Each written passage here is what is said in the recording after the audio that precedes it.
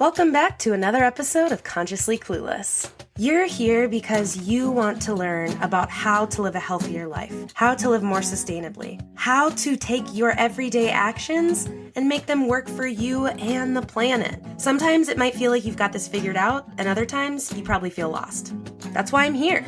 Together, we will learn how to live happier, healthier lives without the need to be perfect, and always allowing space for a little cluelessness on this journey to living a more conscious life. This week on the podcast, I talked to Lindsay McCoy, the CEO and founder of Plaine products, my absolute fave bath and body products. We talk about the origin story of the company, living low waste, and so much more. Here we go. This podcast is supported by Parade Underwear. Parade believes that the materials that touch your skin should be as comfortable as possible, wherever life takes you. That's why their styles come in a large range of fabrics, from seamless universal that disappears under clothes, to cozy waffles plush comfort that keep you comfy on every occasion. Parade understands that everyone deserves to express themselves however they choose, because we're all unique. And Parade knows that there's no parade without our planet. They strive to make all of their products from reclaimed, recycled, responsible, renewable, or regenerative materials. This is really a win-win-win. I love Parade. I've been wearing them for a while now, and I can't recommend them enough. And of course, we love the mission. Use code consciously.carly for 20% off your first order. That's consciously.carly, consciously.carly. Enjoy your new undies. There was a spectrum from clueless to conscious, the title of the podcast. Where are you at right now? Oh, aren't we all just constantly bouncing in between? Yeah, I think I'm in a good place right now, moving more towards conscious, but I was sick a lot this winter, and I've actually been healthy for the last 2 months. And so I've been feeling good. I've been exercising more. I've been eating better. And that just kind of makes everything feel a little bit better, a little more grounded, a little more conscious, a little more. Yes.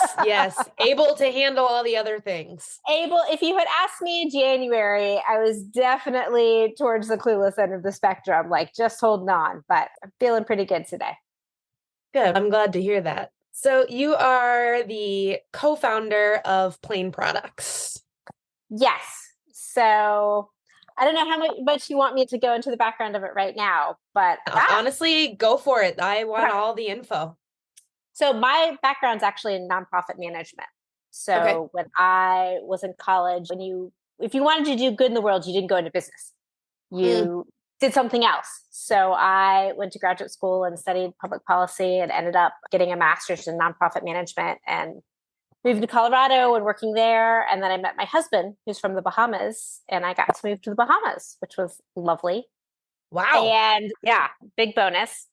There was a nonprofit that was looking for an executive director, which I was qualified to do, but it was an environmental education group, which I didn't have a lot of experience in, except that I lived in Boulder, Colorado. And so I knew what the term zero waste was because of the farmer's market. And I was familiar, just by osmosis, I absorbed some things. So I ended up taking that position and just started learning a ton. I mean, I got super lucky. I got to hang out with all these amazing scientists that were coming to the Bahamas to do work. Wow. I got to go all over the place. And I would go to these remote places with these scientists and see plastic. And I would do beach cleanups with kids and see plastic there. And I would just be out and about, or I'd end up at a dump for some reason and see plastic. And so in my own life, just started to I didn't want to keep contributing to all of this plastic. And then I heard there could be more plastic than fish in the ocean by 2050. This was like 2015, which sounds crazy unless you live on a small island and they don't have the same infrastructure to make things disappear the way we do here in the States. So you see it in a whole different way. So I was carrying the reusable bags, the reusable water bottles, doing all that stuff, but I could not find a solution for all of these plastic bottles in my shower, and they were driving me crazy. Looming, just like staring at you. I was like, oh. And this will betray my age, but I was like, why can't it be like Netflix, how it used to be, where you would get a DVD and then you'd watch it and then you'd send it back? I was like, why can't we just do that with bottles? It was so exciting. Just a pause. That was such an exciting time to be alive. Yes, you had to wait. You had to wait for it to show up in the mail, and like you watch it and try to get it out in the mail the next day so your next one would come. And yeah, it's a whole different world back then. But that was my vision for shampoo bottles. And so I called my sister, which is how we started this whole conversation, is that I'm a co-founder. And we are very different people.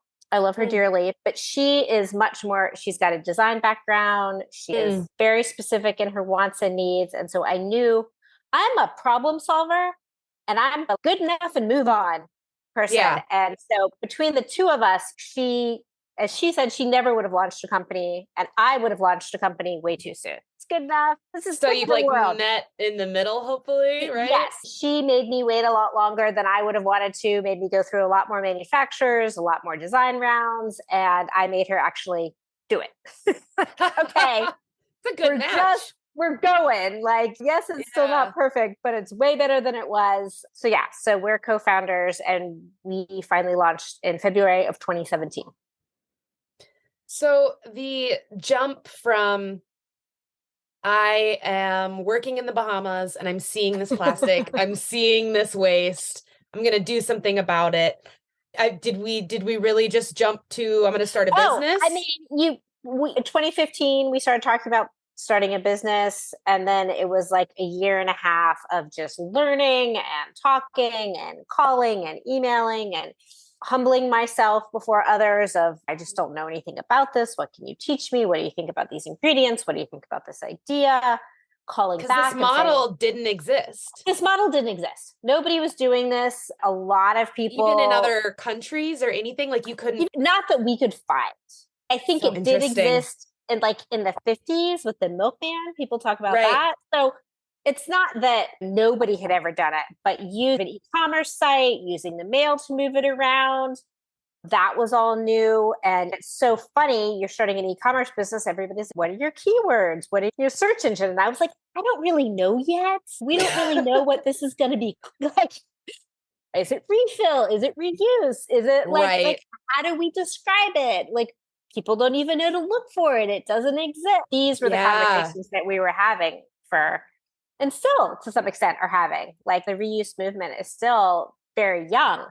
So I think we're all still, what are we calling it? How do we describe it? How do we explain it to people in a way that makes sense? That's so interesting that you said that. I didn't think about it in that way. Whereas if you are, and I don't mean just, but if you are simply coming up with a sustainably made product without the reuse and send in your bottles, even just a product, you're breaking into an industry that already exists. So you're competing, but I bet there's probably pros and cons to busting in with a new model. For sure. The fun thing is that we got to work with a lot of bloggers and what would now be probably called influencers, again, a little early in that movement, but who were like, oh, this is really cool. This is something different. There's a story to tell. We got a lot of support, grassroots support, as we were getting started because it was something different. The complicated piece is it's more than just selling it. We're trying to explain a whole new way of consuming. You buy it, you get a refill, you send the empty one back. I read it. How do we say it different? How do we explain it in a few words? How do we tell that story of the clean ingredients and the reusable packaging and there's a lot to squeeze in, and the internet is a crowded place these days and it's hard to grab people's attention. We're always working on it. That's really incredible. Obviously, jumping into this executive director position in the Bahamas sparked your interest in sustainability, or did you have any of that interest before? No, in a general care about the planet way. Right. But not in a specific, my background was much more in sort of women and children and education and empowerment. Okay. And that piece was more what I had focused on in grad school and earlier in my career. So this, again, the beauty of living in Boulder, Colorado, there's so many people so worried about it. Didn't feel like something I needed to take on. And then I moved to this other place where that was a new topic for the Bahamas. Is these beautiful string of islands in the Atlantic Ocean, but they have a very low per capita density. There's not a lot of people living there. Across the islands, everybody's mostly in the capital, Nassau. So they still have a lot of natural resources just by luck, by geography. Right. So they're now talking about conservation in a whole different way. They're talking about how to keep those resources, how not to overexploit them, where they still have animals that are extinct in many other places. Right. So it was, the environmental movement was new there. And it was very exciting to get in on the ground and be a part of that and see it. It led to a passion for it in a whole different way. Yeah, I imagine, because you're watching it unfold right in front of you. Yeah. And there are still things like, for those of you who have ever been to like the Florida, they serve conch fritters, which is, it's spelled CONCH, but they're pretty much extinct in Florida, but they still have them in the Bahamas. And the national grouper, they still have in the Bahamas. And you get the dichotomy between overfished and reefs that are dying. And then you go to this place and they're beautiful and they're alive. And you're like, oh God, we got to save this. And then you see a plastic bag floating stuck on the reef or rope or trash. And you're like, oh no. When you get to spend time in these beautiful places and you see what we're doing to them, just feel it in a whole different way. I think we've become, like I said, here in the States, there are beautiful places, but the landfills are tucked away. Like, it's hidden. Keep cleaned up. It's hidden. And so I got the luck of having all of that right in front of me. So how has this journey that you've been on, truly, of that position to starting this business, how has that influenced how you live maybe sustainably or think about the environment in other areas of your life? We at the company, which is probably because it's my sort of motto, but we have this progress, not perfection month that we talk about. One of my concerns, fears, whatever, with environmentalism and sustainability is that a lot of people tend to like turn on each other for not being good enough. Oh, you're not green enough, or that's not good enough, or there's a problem with that, or this should be better, it should be perfect. And I'm like, man, there's nobody is perfect. There's a lot of infighting in like vegan groups too. There's a lot of, and I'm like, my attitude with it is, okay, there's a lot of great sustainable products and we're all on the same team and we're just trying to move everybody over to this side of the street. And why would we fight with each other on this side of the street? There's a whole ton of battles to fight. There's so much room to make the pie bigger and bring people over. Why tear each other apart? There's no one solution to any of these. So let's all just do our thing. Mm-hmm. And let's just keep trying to bring people over, not chase away the people we got. To mention, why would the people want to cross the street if they look over and people are fighting with each other? Yeah, it's just, yes, exactly. Thank you for making the metaphor even better. I'm going to use that. No, so that's been my just progress, trying to learn, we started with a box and some bottles and we had fill in it. And we were like, oh, it'd be better if we weren't using fill. Let's try and get a better box that protects the bottals better. And we redesigned that. And then we were like, oh, these bottles last longer if we can print them different. Let's do that. Oh, this works just I feel like all of it, personally, professionally, is just a constant journey, which sometimes means saying, oh, that wasn't the right thing to do. I didn't know. We were doing this. We didn't realize we were doing this. We shouldn't be doing it. Let's do something else. And, there's enough to say, sorry. Yeah, I was doing that. I made a mistake. But thank you for teaching me. And then let me try and do better. And there are new products all the time. There are innovations all the time. There's things that I learn about all the time that I'm like, oh, super. Like, bamboo toothbrushes, great. Never thought about it. Toothpaste bites, love them. Hate not for. And I'm like just always finding new and cool and trying to keep expanding. But sometimes we're late to practice, and my son doesn't have a water bottle, and we get a Gatorade in a plastic bottle. Like, it happens. It's this life. Did you go through any sort of like hyper aware phase? I've talked about this with people specifically in like going vegan or something, or jumping into environmentalism, where you go through this like angry stage because the veil has been lifted. Why isn't everyone listening? Why aren't we doing more? Did you go through this phase of, oh my God, we have to do it now, everyone listen? It's funny. I think I went through that in the Bahamas when I was working and living there. There would be these awful short-sighted developments, or when people would want to come in and just bulldoze everything and put up a water park or a hotel or a golf course or whatever, and you would get involved in these fights. And the people who lived the Bahamas has so many different islands, so it was very scattered. But the people who lived on that specific island were like, why doesn't everybody care about this? Is the most important thing that's happening, this right here. But so were the people on the other island that were having that fight. Right. And so I think I got to see that in a different way of, yeah, whatever you're in, of course that feels like the most important thing that you're doing. And that's like we're all fighting the fight. We're all just trying to do what we can. And I rely on other good people to solve other problems for me because I can't solve everything. But then separately from that, the plastic piece, yes, I think once you start seeing the plastic piece and realizing that it lasts forever and realizing that it's all going to end up in the waste stream, even if it does get recycled once or twice, that is hard to wrap your brain around. And that we live in a society that it is impossible to avoid.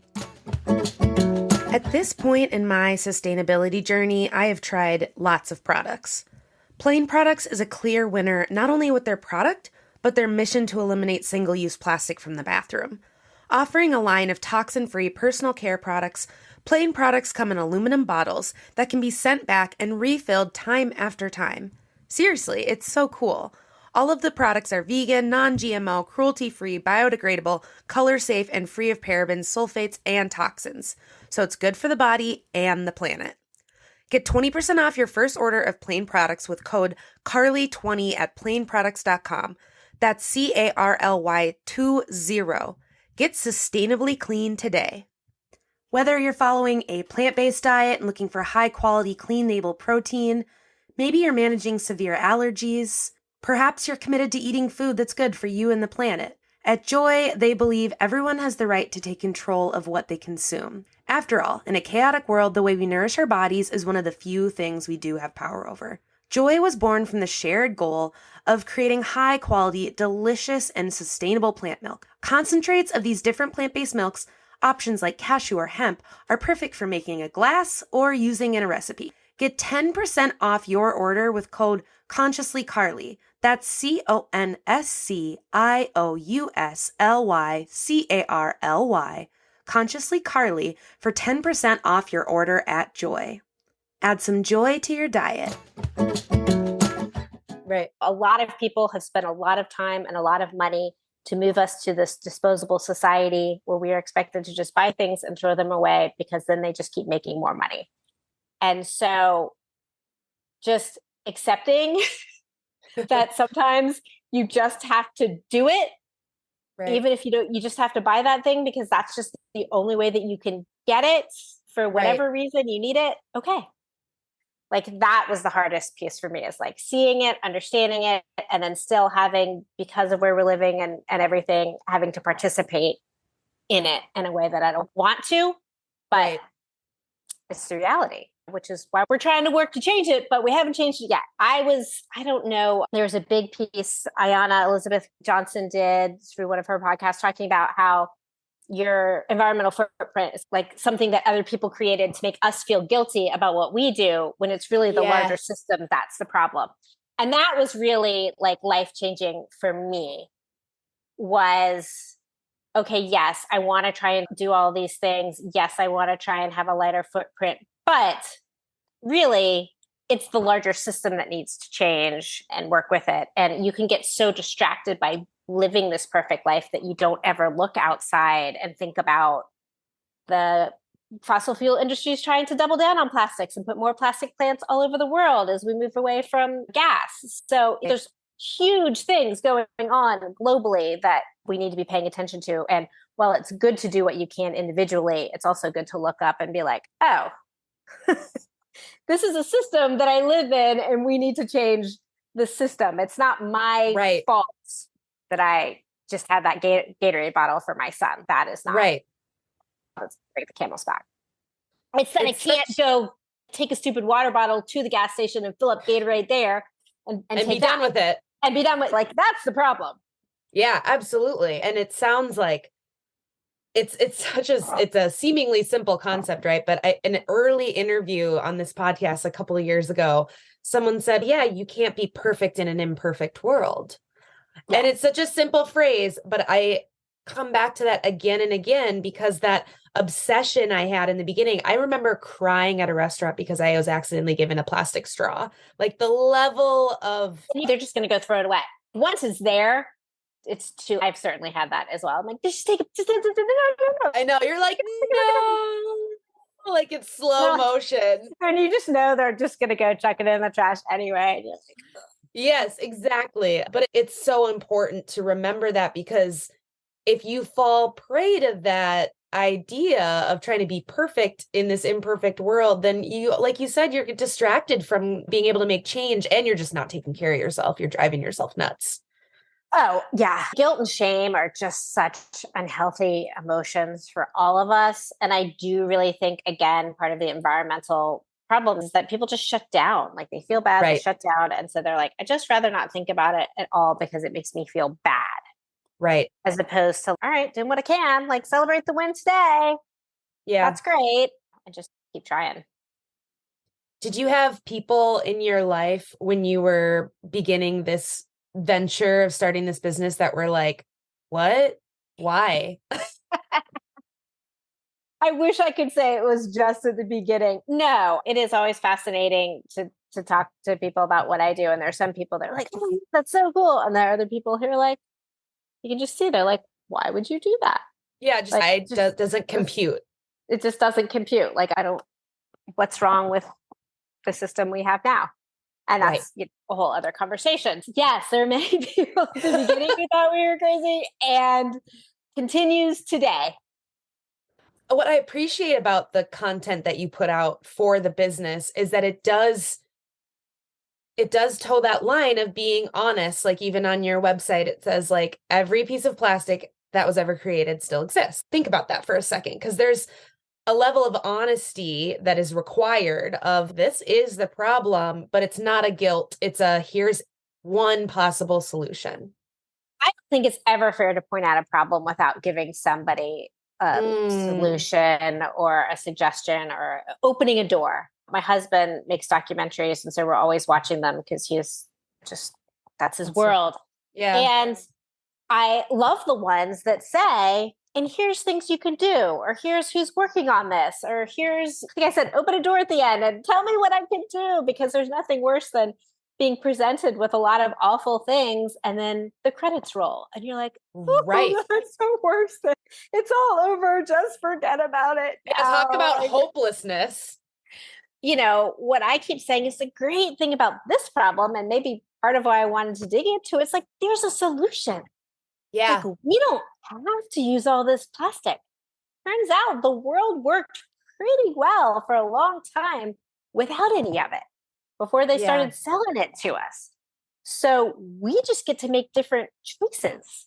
And that is super exciting to me. Like there are a lot of problems we face and a lot of complicated solutions. So this is a relatively easy.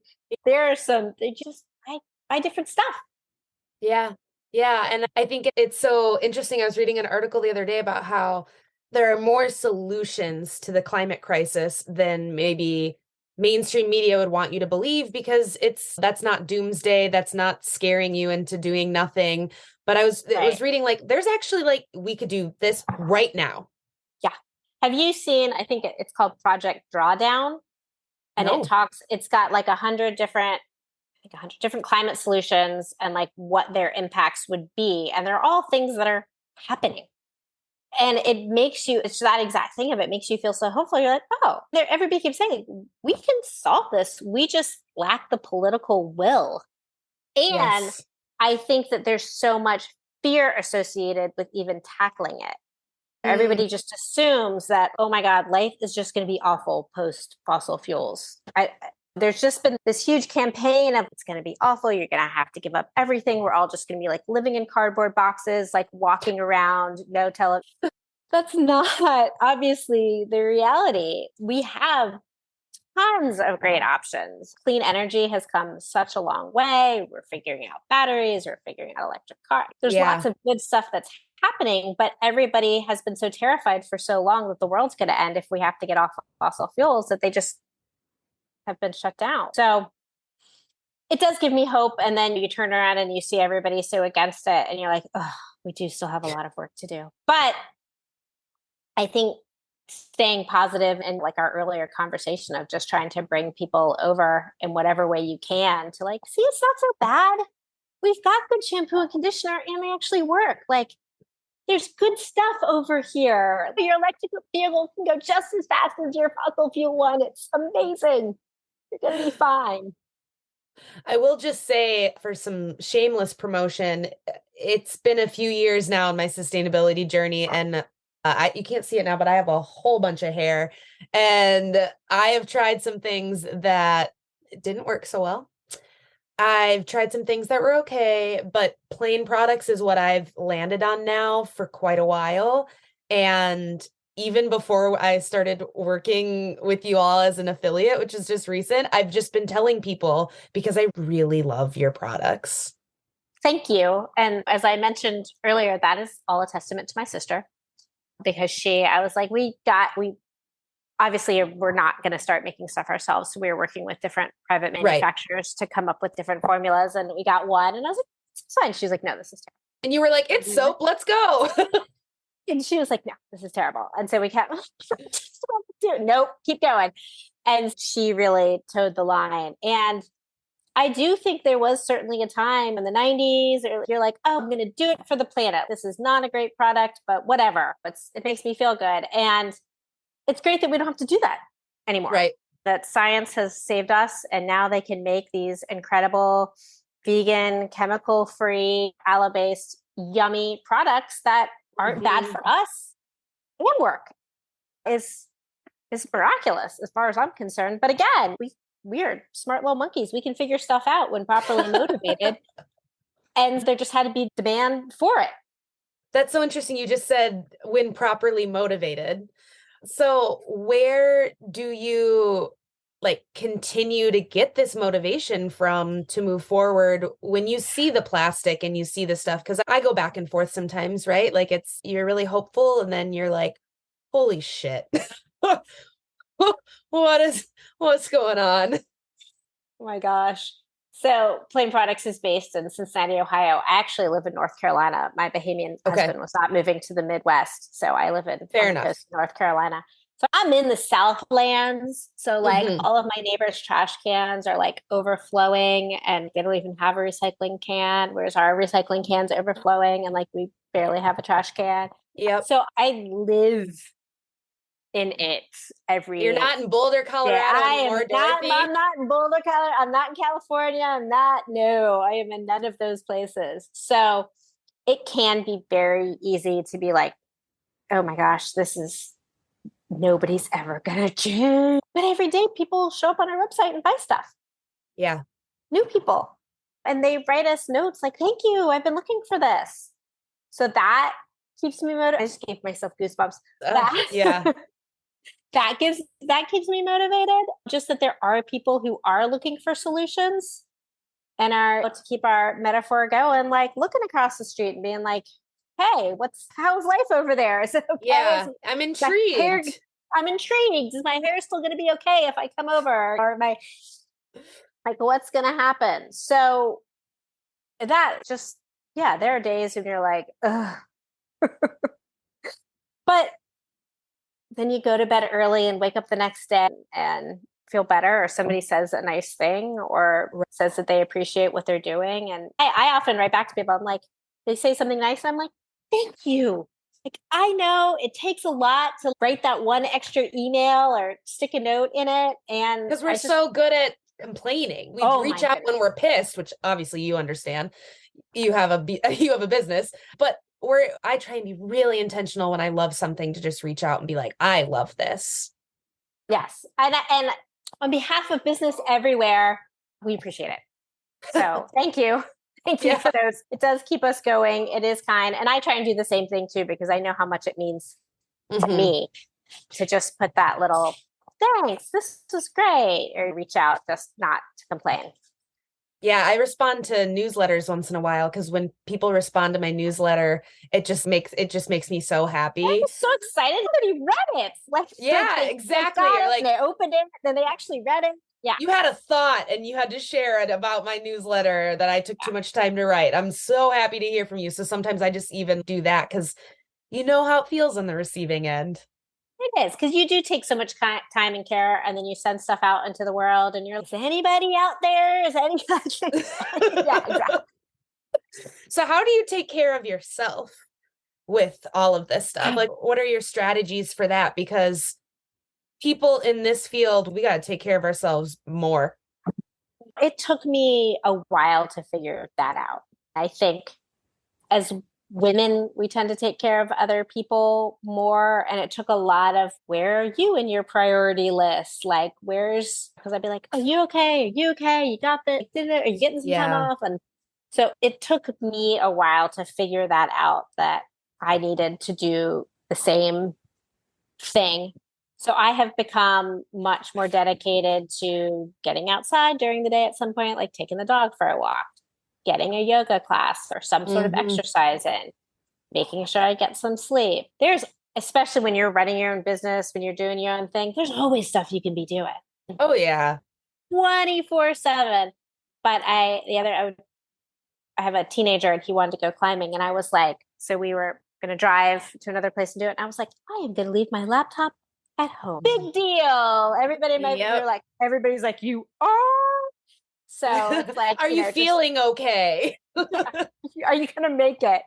But it's important that stepping away for a bit here and there and getting your head out of it is important. And then they really say, which I'm still figuring out, as you're trying to grow your business, you have to work on your business, not in your business, which sounds like blah, blah, blah. But it's it's one of those eye-rolly things that's true. Exactly. You know what? It's way easier for me to sit and do customer service and do other stuff all day than it is to step back and be like, what are we going to do next? Yeah. What's going to move? Let me think, because it doesn't feel as productive to do that, to step back and think about it, or go for a walk and think about it, or listen to a podcast and not be like, yeah. So that's the other thing, is to try and it's okay to change my computer in the middle of the day and be thinking about it, or be outside, or take some time and just give a little space and just see what comes up, because that's usually when you're like, oh, what about this partnership, or what about this idea? I'm sure everybody on my team super loves it when I come back from one of those walks and I'm like, brainstorm session. Yeah, they're like, down the hatches, stop going on walks. Yes, exactly. Like, you sure you don't want to just But I think all those things are important, and then being disciplined about it. I've actually gotten better about putting stuff in putting yoga classes in my calendar. Yeah. Walks in my calendar, because otherwise I just fill it up. And then I'm like, oh, it's 6:00 and I'm exhausted and I don't feel like doing anything and I haven't moved. And if I put this setting on my stupid watch to tell me to get up every hour, just because it's because you got to do it. Because otherwise it's been 3 hours and I haven't moved and I've got sciatic pain shooting down my leg, and it's just all the fun things. All the super fun things. All the super fun things. Is there anything else you want to share with listeners that I maybe haven't given you space to do so? I don't know. This has been so fun. This has been a blast. I guess I should actually explain how our system works. So maybe maybe that would be good, huh? We're just bopping all over. I really love our energy, but that would be good. Yeah, I know. I get accused occasionally of not being the best business person, because I'm like, let me talk about plastic. Let me talk about awareness. I don't care if you buy our stuff. Just reuse your water bottle. It's okay. Do better. And they're like, no, they need to buy our products. Yeah, I've gotten notes for sure. Could you talk about what we sell and how we sell it, please? Oh, that's fun. Yeah. So, Plaine products. Yes. Go to the website, you pick one of our amazing 14 to 16 products. We just added a styling gel and a deep conditioner. So we've got styling stuff and facial stuff and hair stuff and body stuff. And you buy it and it comes with a pump. And then this is the cool part. You come back, you order a refill, and we send you just the refill bottle and a return label. And the bottles are aluminum. But then all by yourself, you switch the pump over and just send us back the empty one. And then we take care of washing it and refilling it and reusing it. And because they're aluminum, once they've gone around as many times as they can, we'll recycle them. And this is something that I learned. Aluminum, there's no what they call quality loss when you melt it down. So it just turns right back into more aluminum. It can be recycled infinitely. It never needs to be thrown away. Whereas plastic, when you melt it down, usually the chemical makeup magic changes. And so they can only reuse it a few times before it's going to end up getting thrown away anyway. So while it is great to recycle everything, unfortunately, plastic is still going to end up in the waste stream at some point. Right. Unfortunately, plastic is also just more complicated to recycle because there's so many different types of mix it and all that stuff. So most of it doesn't get recycled, but paper, glass, and all metals are way easier and more likely to be recycled and stay in the system much, much longer. So when you're looking at all of your options in the grocery store, think glass, paper, metal first. And then as a last resort, if you need the thing, it's not your fault, still buy it.